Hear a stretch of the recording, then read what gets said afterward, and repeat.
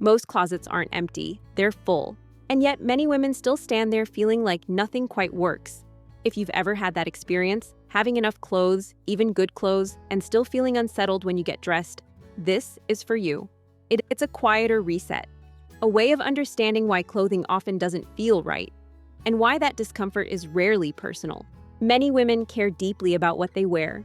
They choose pieces thoughtfully. They invest in quality.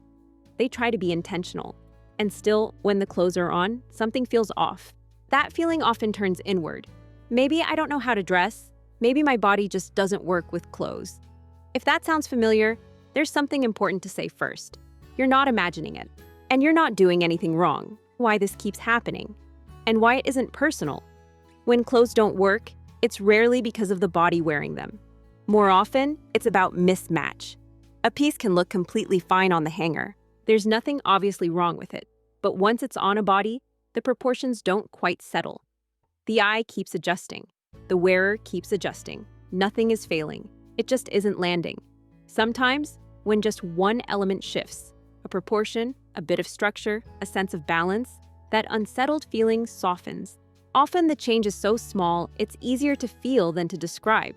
Structure and softness aren't good or bad. What matters is whether a garment meets the body halfway.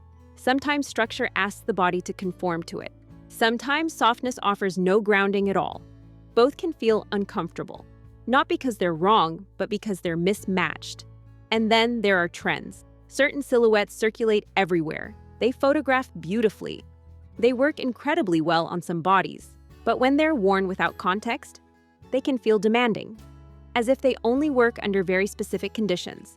When this happens again and again, it starts to feel personal. But it isn't. This is where a lot of confusion shows up. Because if something is well made, shouldn't it work? Not always.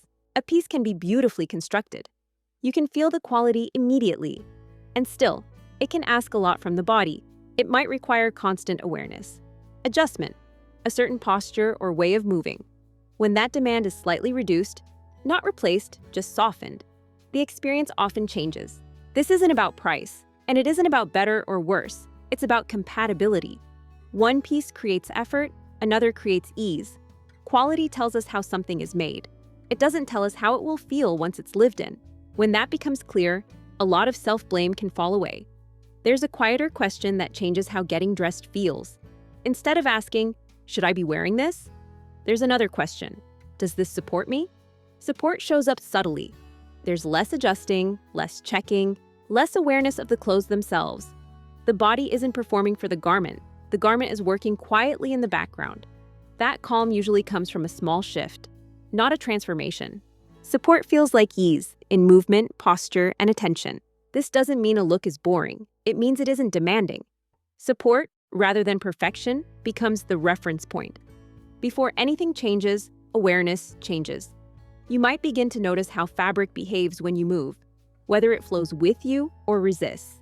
You might notice where lengths land and how that affects your sense of balance. You might notice how much structure a piece brings, and whether it feels grounding or constraining. There's nothing to do with these observations. This isn't a checklist. It isn't an evaluation. It's just noticing, without judgment. Noticing helps you recognize which small shifts create ease long before anything is replaced. Learning to dress in a way that supports you isn't about instinct or talent. It's about having a framework, one that starts with experience, not rules.